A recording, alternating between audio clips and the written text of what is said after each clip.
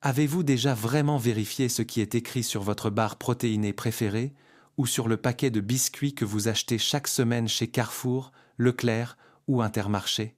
Depuis quelques années, il existe sur les rayons des supermarchés en France des produits qui contiennent des insectes. Ce n'est pas une rumeur, c'est écrit par la loi sur l'étiquette dans des codes que presque personne ne sait lire.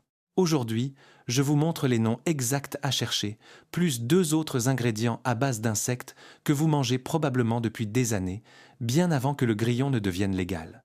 Je vous explique aussi pourquoi l'industrie les a tant voulus et pourquoi quiconque est allergique aux crevettes ou aux écrevisses doit faire attention. Le risque, si vous n'apprenez pas à lire ces codes, est de rester le seul maillon de la chaîne qui ne sait pas ce qui se passe dans sa propre assiette. Commençons par le début.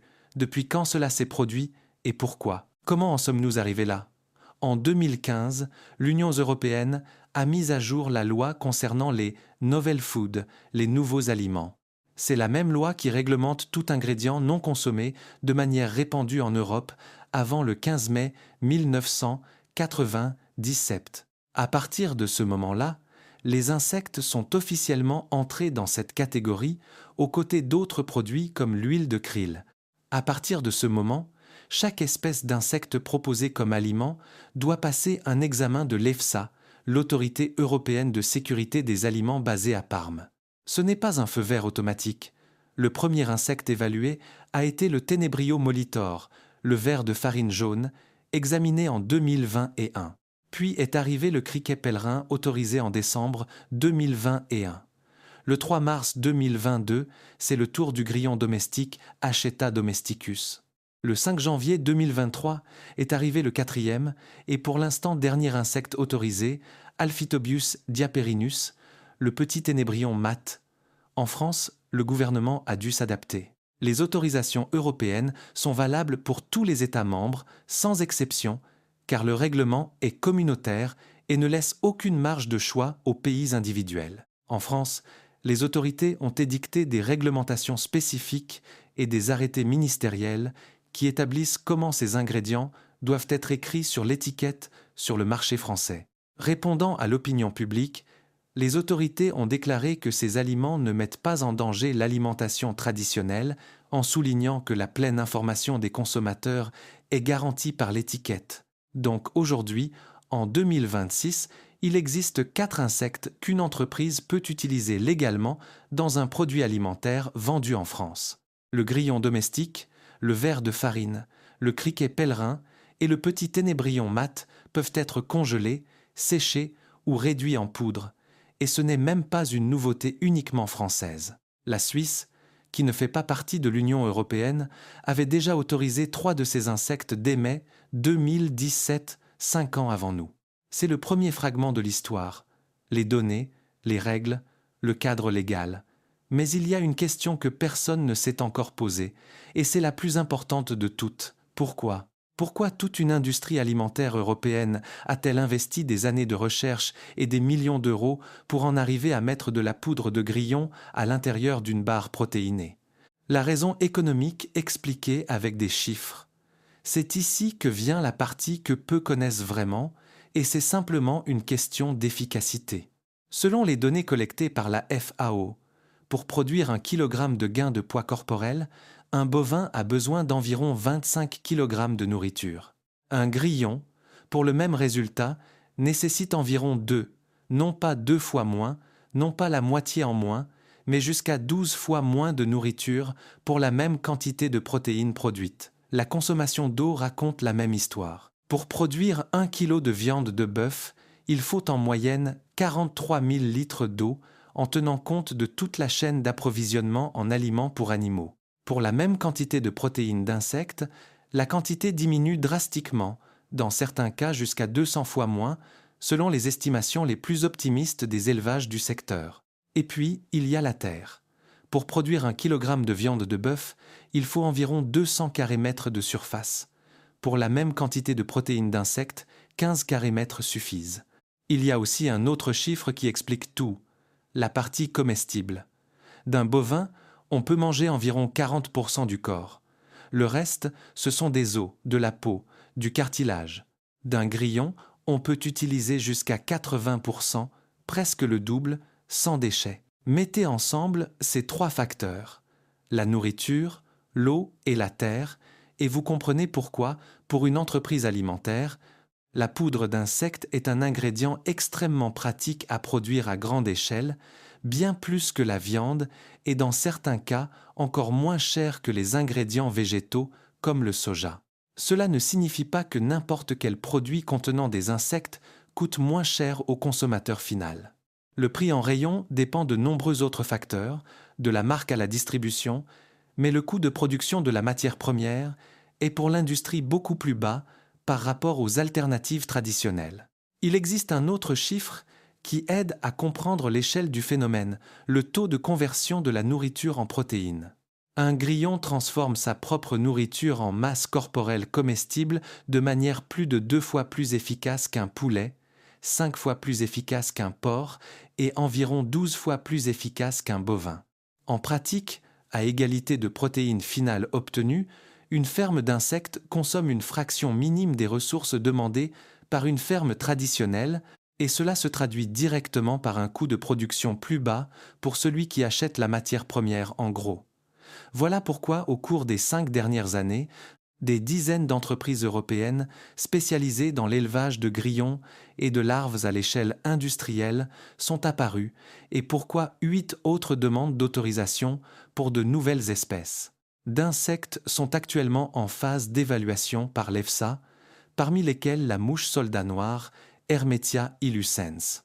Les entreprises du secteur estimaient déjà il y a quelques années que la production européenne d'insectes à usage alimentaire et pour l'alimentation animale aurait pu atteindre près de 90 000 tonnes d'ici 2025, signe de la quantité de capital investi dans cette chaîne en très peu de temps.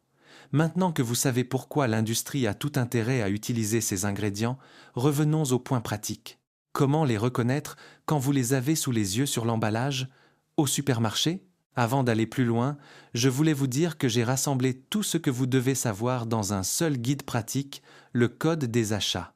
120 pages où je vous explique comment lire n'importe quelle étiquette, ce qu'il faut éviter, les astuces que les supermarchés utilisent pour vous faire dépenser plus et beaucoup d'autres choses que vous ne trouverez pas dans les vidéos. Vous le trouverez au lien dans la description. Les 4 noms à chercher sur l'étiquette. La loi européenne oblige les entreprises à écrire ces ingrédients dans la liste des ingrédients avec le nom scientifique de l'insecte. En France, les réglementations imposent également le nom commun entre parenthèses. Ce n'est donc pas un ingrédient caché dans un coin, c'est écrit par la loi, mais il faut le reconnaître car le nom scientifique seul, sans savoir ce qu'il signifie, ne dit rien à celui qui lit. Voici les 4 noms du plus répandu au plus récent.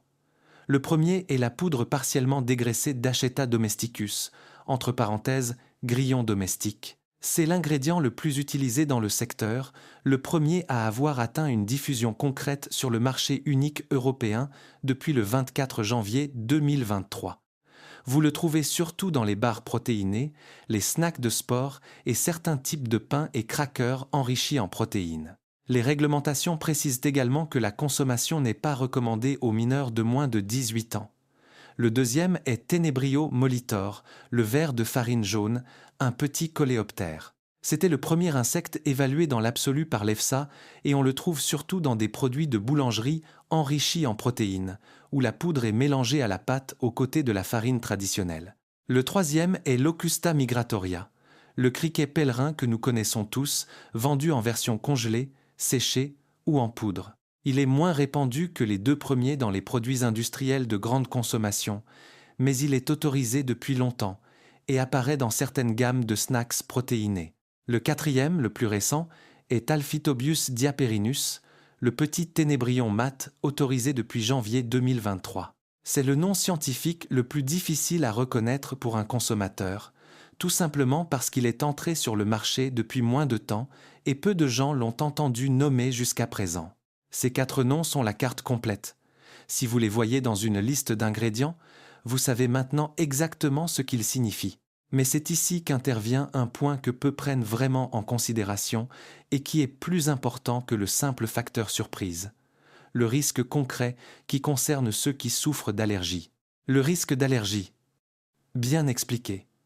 Le projet de recherche européen Susan Shane, financé par le programme Horizon 2020, a étudié ce qui se passe dans le corps de ceux qui sont déjà allergiques aux crevettes ou aux écrevisses lorsqu'ils mangent des protéines d'insectes. Le résultat est clair.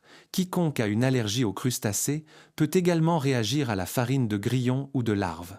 La raison est simple à comprendre. La carapace des crevettes et écrevisses et l'exosquelette des insectes contiennent la même substance de base, la chitine, en plus de protéines très similaires entre elles. Le système immunitaire, dans certains cas, ne parvient pas à faire la différence entre les deux sources. Ce même projet de recherche a également documenté quelque chose de différent et de tout aussi pertinent. Certaines personnes, sans aucune allergie alimentaire antérieure, se sont sensibilisées précisément après un contact répété avec des protéines d'insectes, développant une réaction qu'elles n'avaient jamais eue auparavant. Ici vient un détail qui mérite d'être connu jusqu'au bout. Le règlement européen oblige à écrire l'insecte parmi les ingrédients avec son nom scientifique et son nom commun, mais n'oblige pas toujours à un avertissement spécifique dédié à ceux qui sont allergiques aux crustacés ou aux mollusques, comme c'est le cas en revanche pour d'autres allergènes historiques, par exemple le gluten ou le lait, qui doivent apparaître mis en évidence en gras, bold. Pour cette raison, des pays comme l'Italie et la France ont demandé formellement à l'EFSA des directives plus strictes précisément sur ce point. C'est une demande qui reste encore ouverte à ce jour. Il faut dire aussi que ces cas ne concernent pas toute la population de la même manière. Il s'agit d'un phénomène documenté, surtout chez ceux qui ont déjà une sensibilité connue aux crustacés. Pas un risque générique pour quiconque goûte une barre protéinée. Cela ne signifie pas que le produit est dangereux pour quiconque le mange.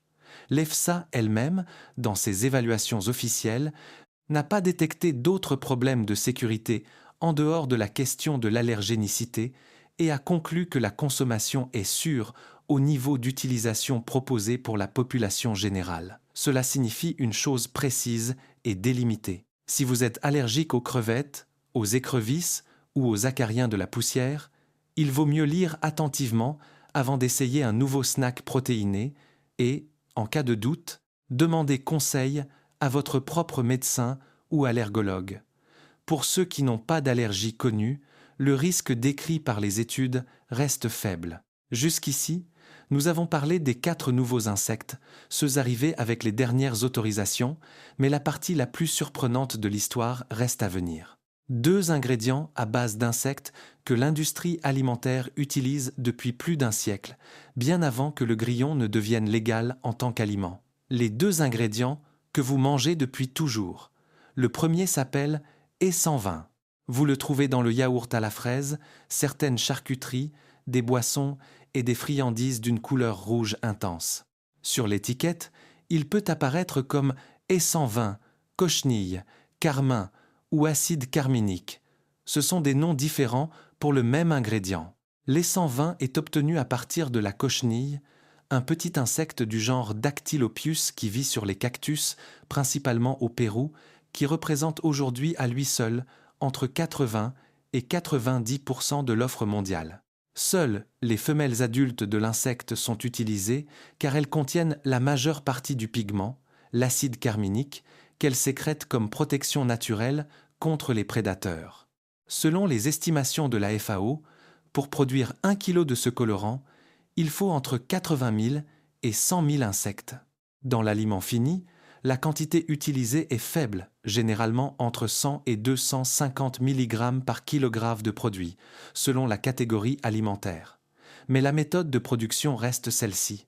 Le deuxième ingrédient s'appelle E904, la gomme lac, shellac.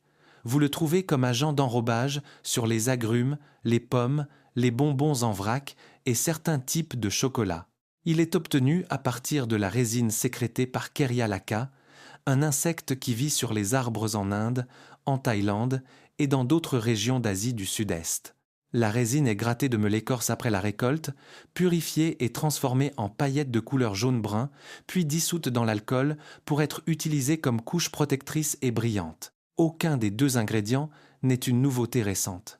L'E120 est utilisé en Europe depuis des siècles et c'est aussi l'ingrédient historique de l'alcherme, la liqueur rouge de pâtisserie qui doit son nom précisément au mot arabe al-kirmiz qui signifie cochenille.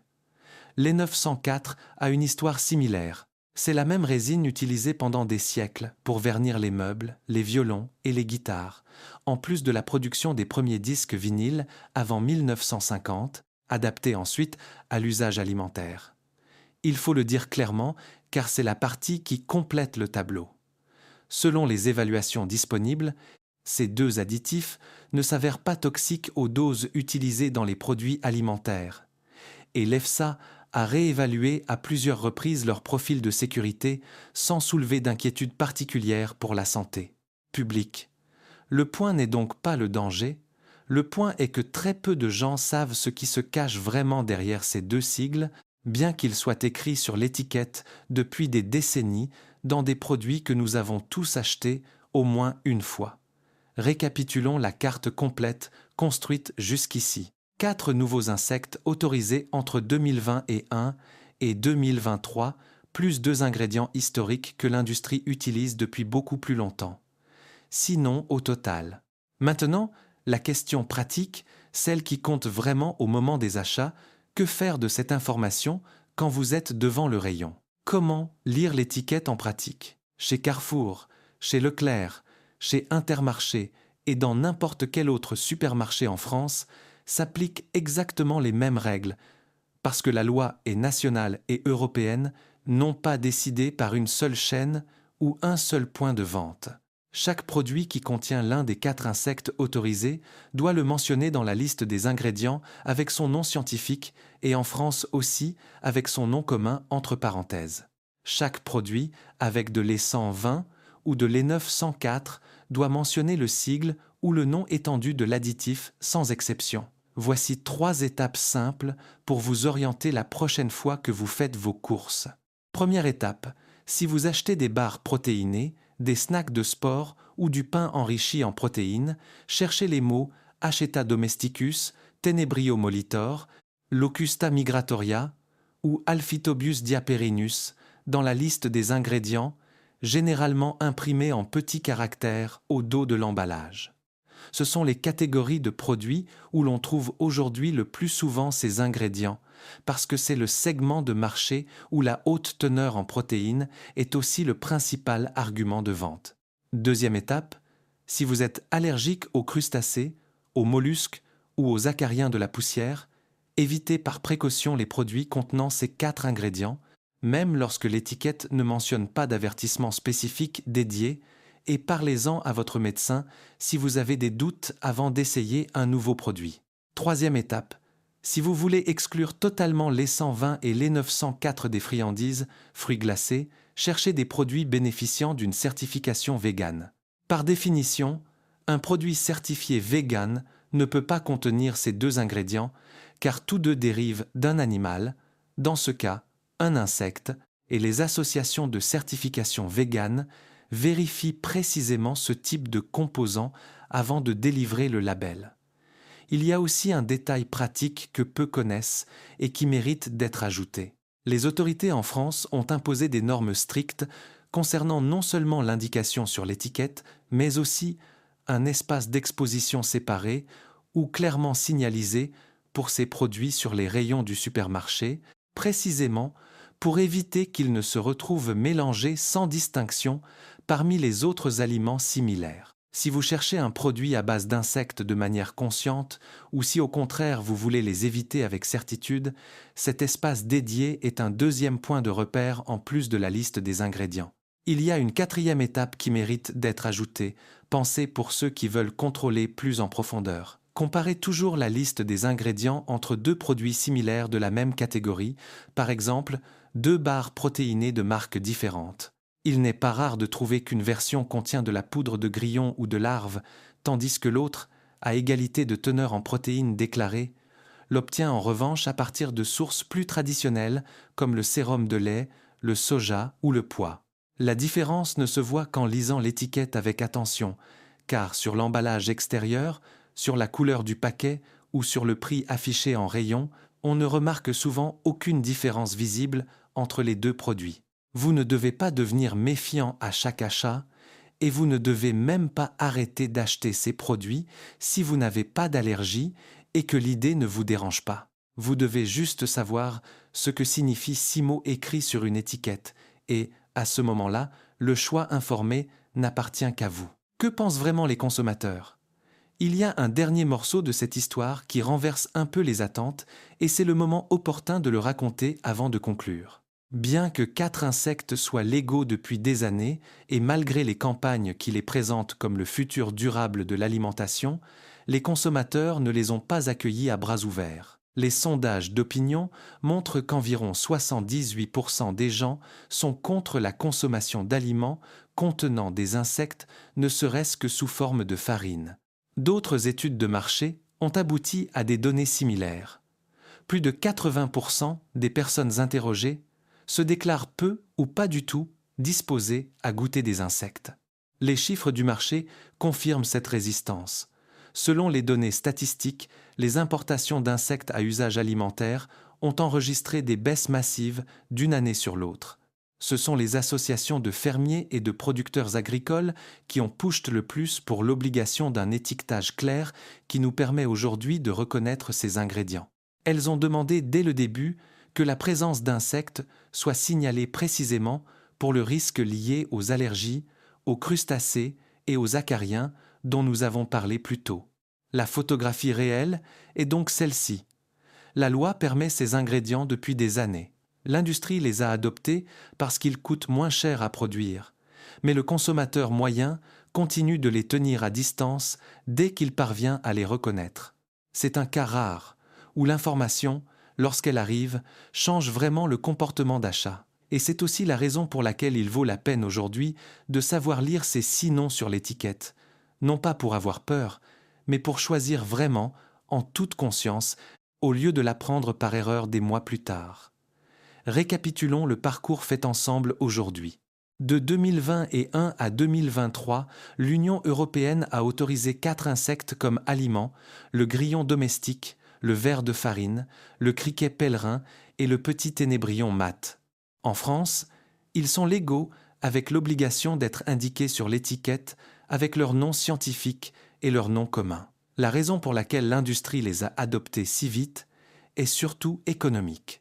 Il faut moins de nourriture, moins d'eau et moins de terre par rapport à l'élevage traditionnel pour la même quantité de protéines produites. Quiconque est allergique aux crustacés ou aux mollusques doit faire attention car la recherche scientifique a documenté de réelles réactions croisées et bien avant tout cela, nous utilisons 2 autres ingrédients à base d'insectes presque sans le savoir. Les 120 dans les produits rouges et les 904 comme glaçage sur les fruits, les bonbons et le chocolat. Rien de tout cela n'est caché dans l'ombre ou écrit en code secret. C'est écrit sur l'étiquette, par la loi, exactement comme cela doit l'être. Le problème jusqu'à aujourd'hui était seulement que vous ne saviez pas le lire. Maintenant vous savez, la prochaine fois que vous êtes au supermarché, essayez de chercher ces 6 noms sur n'importe quelle boîte, qu'il s'agisse d'une barre protéinée ou d'un pot de yaourt à la fraise. Vous serez surpris de découvrir où ils apparaissent vraiment et depuis combien de temps ils étaient là sous vos yeux, sans que personne ne vous l'ait jamais expliqué avec clarté.